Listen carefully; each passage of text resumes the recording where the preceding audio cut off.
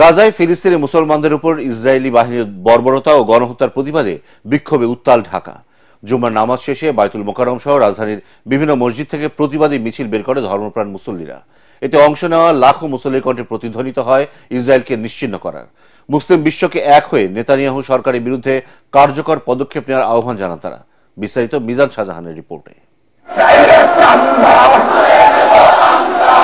বাইতুল মোকাররমের উত্তর গেট, ফিলিস্তিনির পতাকা হাতে ছুটে চলা এসব মুসল্লির কণ্ঠে নৃশংসতা বিরোধী নানা স্লোগান। দুপুর 12:30 থেকে নানা বয়সী মুসল্লিরা জড়ো হতে থাকেন বাইতুল মোকাররমের আশপাশের এলাকায়।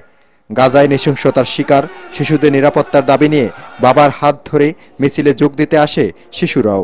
জুম্মার নামাজ শেষ হওয়ার সাথে সাথেই সংক্ষিপ্ত সমাবেশে বক্তব্য রাখেন ইসলামী চিন্তাবিদরা।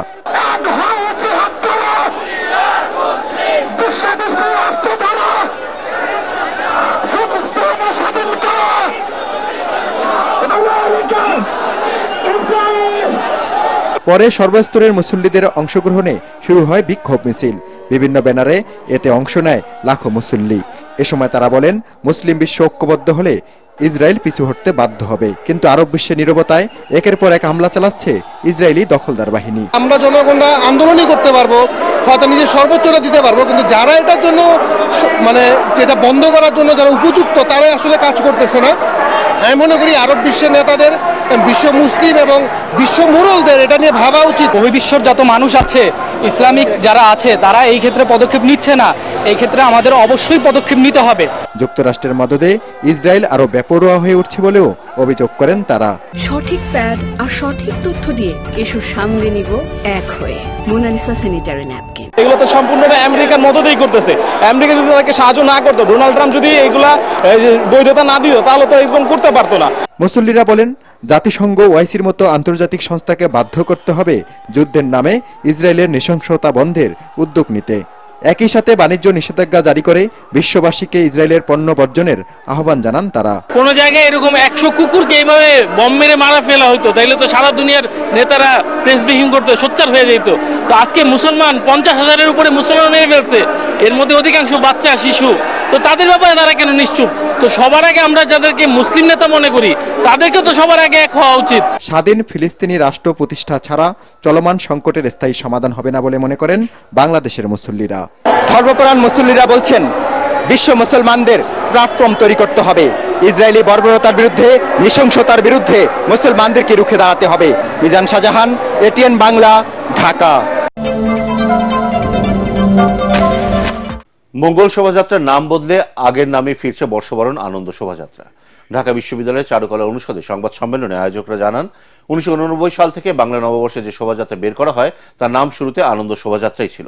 ফ্যাসিবাদের অবসানের পর নতুন দিনের প্রত্যাশায় এবার আরও বৈচিত্র্যময় নববর্ষ উদযাপনের প্রস্তুতি শেষ পর্যায়ে বলে জানান ঢাকা বিশ্ববিদ্যালয়ের উপাচার্য অধ্যাপক নিয়াজ আহমেদ খান। রিপোর্ট আদ্দিন সজীবের। বাংলাদেশের নতুন রূপে নতুন বেশে আসছে পয়লা বৈশাখ, তার জানান আগে থেকেই ছিল। জুলাই বিপ্লবে দুঃশাসনের পতন, জনমনের নতুন আকাঙ্ক্ষার ছাপ থাকছে ঢাকা বিশ্ববিদ্যালয়ে বর্ষবরণের সবচেয়ে বড় আয়োজনে। প্রতিবারের মতো এবারও থাকছে বড় ছোট নানা মোটিভ, যেটি সবচেয়ে বেশি আলোচনার জন্ম দিয়েছে ফেসিবাদের মুখাকৃতি। সংখ্যায় সেটি 80টি, সঙ্গে জাতীয় প্রতীকও থাকছে সুলতানি ও মুঘল আমলের মুখসহ বাঙালি ঐতিহ্যের নানা শিল্পকর্ম। একটি নিবর্তনমূলক ব্যবস্থার একটি প্রতীকী মুখাভায়ক। এর ভেতর যদি আপনি কোনো একজন নির্দিষ্ট ব্যক্তিকে দেখতে চান, সেটা আপনার স্বাধীনতার শৈল্পিক প্রকাশ। যদি আপনি মনে করেন যেটি একটি সার্বিক প্রতীক আকারে আমি দেখব, সেটি আপনার প্রতি। কেবল বৈচিত্র্যময় নয়, এবার নামও বদলেছে মঙ্গল শোভাযাত্রার, হয়েছে বর্ষবরণ আনন্দ শোভাযাত্রা। মঙ্গলের চেয়ে আনন্দ শব্দটিতে দেশের সব মানুষকে এক কাতারে আনা যায় বলেও মনে করছেন আয়োজকরা। একটা ফেসিবাদী শাসন ব্যবস্থার এই মঙ্গল শব্দটাকে এমন ভাবে চর্চায় নিয়ে এসেছে, যথেষ্ট রকম কিন্তু ব্যাড ফিলিংস কাজ করছে সোসাইটির বিভিন্ন ধরনের মানুষ। তো আমরা চাই আমরা এই অতীতে ফিরে যেতে, যেখানে সকল মানুষের অংশগ্রহণ ছিল এবং স্বতঃস্ফূর্ত অংশগ্রহণ ছিল। ঢাকা বিশ্ববিদ্যালয়ের উপাচার্য অধ্যাপক নিয়াজ আহমেদ খান বলেন, বৈচিত্র্যময় এই আয়োজন এবার আরো বড় পরিসরে হচ্ছে সবচেয়ে বেশি দৃষ্টিনন্দনও। দেশের 28টি জনগোষ্ঠী সহ নানা শ্রেণী পেশার মানুষ অংশ নিচ্ছে বর্ষবরণের এই আয়োজনে। ভিজিবিলিটির ব্যাপারটা এবার সবচেয়ে দৃষ্টিনন্দন করার চেষ্টা করা হচ্ছে। ডাইভার্সিটি শুনেছেন যে সমতল এবং পাহাড়ি জনগোষ্ঠী মিলিয়ে, বাঙালি জনগোষ্ঠীটা আসেনি, বিভিন্ন শ্রেণী পেশা মিলিয়ে আমরা একটি ব্যাপক আয়োজন করছি। পয়লা বৈশাখে সকাল 8টা থেকে রেলের প্রস্তুতি শুরু, 9টায় হবে বর্ষবরণের এই আনন্দ শোভাযাত্রা। আয়োজক এবং সংস্কৃতিপ্রেমী দর্শনার্থী অনেকেই মনে করছেন মঙ্গল শব্দটা কোনো একটা পক্ষের হয়ে গেলেও এবারে আনন্দ শব্দটা হবে সবারই, অর্থাৎ সংস্কৃতিপ্রেমী দেশের সব মানুষ আসবেন, যোগ দিবেন এবং এই আনন্দ শোভাযাত্রাকে আপন করে নেবেন। আব্দিন সজীব, এটিএন বাংলা, চারুকলা অনুষদ, ঢাকা বিশ্ববিদ্যালয়। রাজনৈতিক উদ্দেশ্যে ঢালাওভাবে কাউকে গ্রেফতার করছে না পুলিশ, এমন দাবি করে ডিএমপির মিডিয়া বিভাগের উপকমিশনার মোহাম্মদ তালিবুর রহমান বলেন, অপরাধের সংশ্লিষ্টতা সুনির্দিষ্ট তথ্য পাওয়ার পাশাপাশি আদালত পরোয়ানা জারি করলে আসামি গ্রেফতার করে পুলিশ। কোনো নাগরিক থানায় গিয়ে সেবা বঞ্চিত হলে সহকারী কমিশনার অথবা উপকমিশনারের কার্যালয়ে অভিযোগ করার পরামর্শ দেন ডিএমপির এই মুখপাত্র। মিজান শাহজাহানের আরেকটি রিপোর্ট।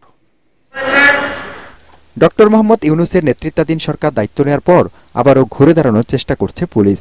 এবারের ঈদে আইনশৃঙ্খলা পরিস্থিতি নিয়ন্ত্রণে রাখতে পারাকে সে সাফল্যের অংশ হিসাবে দেখছে ডিএমপি। পুলিশের সবচেয়ে বড় এই ইউনিটের মুখপাত্র বলেন, 2 কোটিরও বেশি মানুষের নিরাপত্তার দায়িত্বে ডিএমপি। থানায় গিয়ে বা ফোন করে কেউ সেবা বঞ্চিত হলে সংশ্লিষ্ট বিভাগের ডিসি অফিসে যোগাযোগের পরামর্শ দেন তিনি। পুলিশের সেবার মূল কেন্দ্রটা থানায় সেবা নেওয়ার ক্ষেত্রে প্রথমত যে সরাসরি গিয়ে সেবা নেওয়ার সুযোগ রয়েছে, তার বাইরে 999-এর মাধ্যমে অথবা থানায় যদি ফোন করা হয় সেক্ষেত্রে পুলিশ অবশ্যই দ্রুততম সময়ের ভিতরে সাড়া দিবে। এর বাইরে যদি থানায় গিয়ে কেউ প্রতিকার না পায় সেক্ষেত্রে সংশ্লিষ্ট জোনাল অফিসগুলো রয়েছে, সংশ্লিষ্ট ডিসি অফিসগুলো রয়েছে, সেখানে তারা তাদের বিষয়টা অভিযোগ আকারে জানাতে পারে, তাহলে প্রয়োজনীয় ব্যবস্থা গ্রহণ করা হবে। এবার ঈদে 9 দিনের ছুটিতে 999-এ কল আসে 2,40,693টি। এর 56% কলে তথ্যই ভুয়া ছিল বলে জানান তিনি। আমরা সবার কাছে অনুরোধ করব, আপনারা কোন রকম বিভ্রান্তিকর অথবা ভুল তথ্য প্রদান করা থেকে বিরত থাকবেন। সম্প্রতি পুলিশের গ্রেপ্তারি তৎপরতা নিয়ে সমালোচনা জবাবও দেন ডিএমপির এই মুখপাত্র। রাজনৈতিক গ্রেপ্তার বলতে কোনো কিছু নেই। যাদের বিরুদ্ধে সুনির্দিষ্ট অভিযোগ রয়েছে, যারা দেশকে অস্থিতিশীল করার পায়তারা করছেন, তাদের বিরুদ্ধে আমরা আইনানুগ ব্যবস্থা গ্রহণ করছি। কোর্ট থেকে প্রাপ্ত ওয়ারেন্টি মূল্যে আমরা গ্রেপ্তার করে থাকি। এর বাইরে অনেক সময় আমরা প্রতিরোধমূলক কিছু কার্যক্রমের অংশ হিসাবে গ্রেপ্তার করি। ঢাকা মহানগরের যানজটের অন্যতম কারণ মূল সড়কে রিকশা ও ব্যাটারি চালিত অটোরিকশার দৌরাত্ম্য। পরিস্থিতি নিয়ন্ত্রণে পুলিশ বিশেষ ব্যবস্থা নিলেও বিকল্প পথে মূল সড়কে রিকশা উঠছে। এ অবস্থায় সবাইকে নিজ নিজ অবস্থান থেকে দায়িত্বশীল আচরণ করার পরামর্শ পুলিশের। মিজান শাহজাহান, এটিএন বাংলা, ঢাকা।